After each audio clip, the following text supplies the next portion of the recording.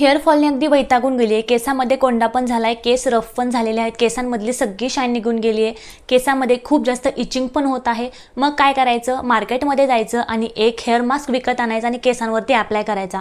म्हणजे काय करेल तो, आपल्या केसांच्या सगळ्या प्रॉब्लेमला फिक्स करेल। असा काहीसा विचार तुम्ही पण करताय का? तर थांबा, मी तुमच्यासाठी घरच्या घरी असा एक हेअर मास्क रेडी करणार आहे, जो की असेल एकदम अफोर्डेबल, ज्याची रेमेडी असेल एकदम सिंपल आणि जो की असेल एकदम इफेक्टिव्ह। मार्केटमध्ये खूप सारे कमर्शियल हेअर मास्क असतात, पण त्यांचा प्रॉब्लेम काय आहे हे तुम्हाला माहिती आहे का? हे मास्क तुमच्या केसांवरती इन्स्टंट रिझल्ट देतात सुद्धा, पण हे तुमच्या पांढऱ्या केसांना आणि ग्रे केसांना खूप जास्त प्रमाणात वाढवतात। यामध्ये असतं सल्फेट, जे की तुमच्या केसांना खूप जास्त डॅमेज करतं। पण तुम्ही घरातल्या वस्तूंचा, किचनमधल्या वस्तूंचा वापर करून काही DIY हेअर मास्क रेडी केले, तयार केले, तर त्याचा काहीच साईड इफेक्ट नसतो। विशेष म्हणजे त्यामध्ये कुठल्याही प्रकारचं केमिकल नसतं आणि कुठल्याही प्रकारचं प्रिझर्वेटिव्ह नसतं आणि ते खूप जास्त इफेक्टिव्ह असतात। आणि म्हणूनच या व्हिडिओमध्ये मी तुमच्यासोबत असे हेअर मास्क शेअर करणार आहे, जे की तुमच्या केसांसाठी खूप जास्त फायदेशीर असणार आहे। सगळ्यात आधी हे जाणून घेणं महत्त्वाचं आहे की आपली केसगळती कशामुळे होते, आपल्या केसगळतीची कारणं कोणती।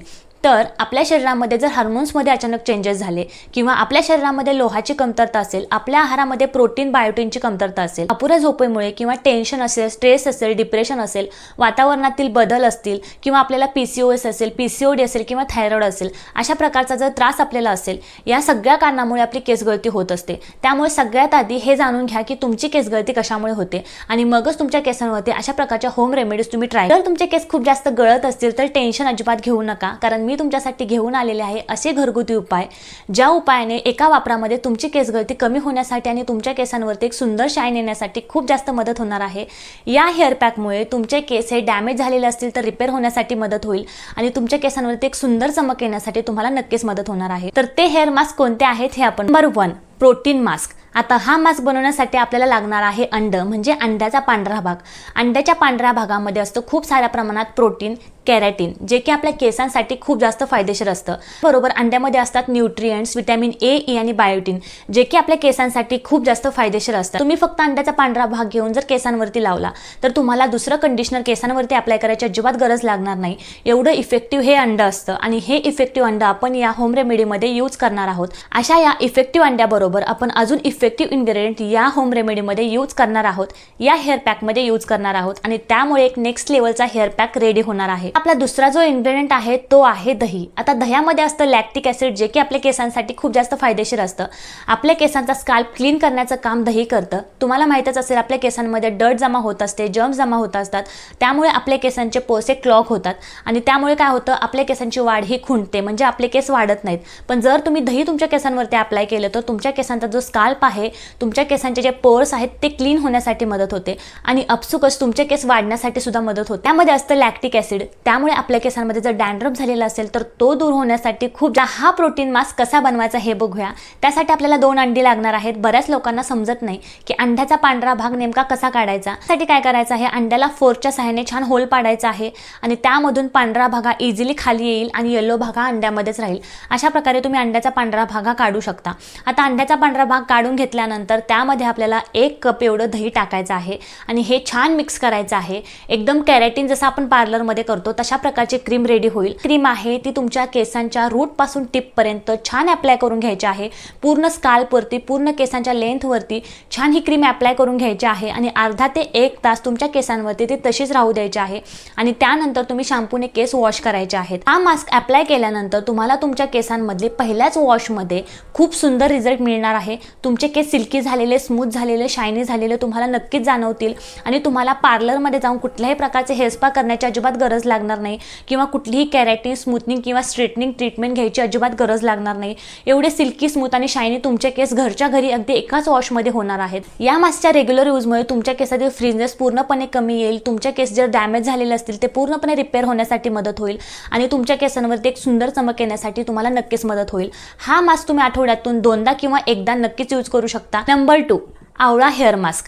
आता जर आपले केस खूप जास्त गळत असतील तर आवळ्यापेक्षा इफेक्टिव्ह दुसरं काहीही नाही. आपण आवळा खाल्ला पण पाहिजे आणि टॉपिकली आपल्या केसांवरती आवळा अप्लाय पण केला पाहिजे. तुम्हाला माहिती आहे का, आपण सकाळी जर आमोशापोटी आवळा खाल्ला तर आपल्या स्किनची हेल्थसुद्धा सुधारते, आपल्या डोळ्यांची हेल्थ सुधारते आणि त्याचबरोबर आपले केससुद्धा खूप जास्त चमकदार होतात आणि वाढण्यासाठी मदत होते. एवढा इफेक्टिव्ह हा आवळा असतो. मार्केटमध्ये जातो आणि हेअरफॉल शॅम्पू मागतो किंवा हेअरफॉल तेल मागतो तेव्हा त्यामध्ये आपल्याला आवळा हे इन्ग्रेडियंट नक्कीच बघायला मिळतं. एवढा पॉवरफुल हा आवळा असतो. मग हा आवळा जर आपण ओरिजिनली घरच्या घरी जर केसांवरती अप्लाय केला तर त्याचे किती बेनिफिट्स आपल्याला मिळतात. शिवाय यामध्ये कुठल्याच प्रकारचं प्रिझर्वेटिव्ह नसतं, कुठल्याच प्रकारचं केमिकल नसतं जे की मार्केटच्या प्रोडक्ट्समध्ये असतं. आता ही जी आवळा पावडर आहे ही तुम्हाला ऑनलाईन साईटवरती इझिली मिळून जाईल किंवा मार्केटमध्ये सुद्धा इझिली मिळून जाईल.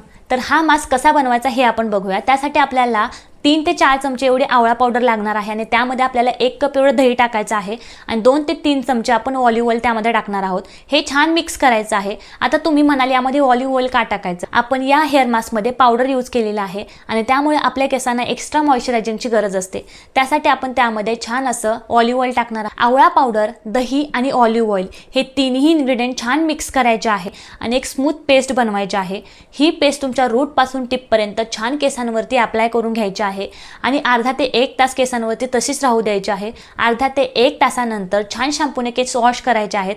पहिल्याच वापरामध्ये तुमचे केस सिल्की स्मूथ आणि शायनी झालेले तुम्हाला नक्कीच जाणवतील. सगळं मी तुम्हाला माझ्या अनुभवावरून सांगत आहे, कारण हे हेअर मास्क मी कंटिन्यू यूज करत असते आणि त्याचा मला खूप छान रिझल्ट मिळालेला आहे. आता तुम्ही जे हे फोटो बघताय हे फोटो 1 वर्षापूर्वीचे फोटो आहेत. असे माझे केस होते कारण मी माझ्या केसांची बिलकुल काळजी घेत नव्हती. पण जेव्हापासून मी अशा प्रकारचे होममेड हेअर मास्क माझ्या केसांवरती अप्लाय करते, माझ्या केसांची काळजी घेते, तेव्हापासून माझ्या केसांचं टेक्स्चर खूप जास्त प्रमाणात इम्प्रूव्ह झालेलं आहे.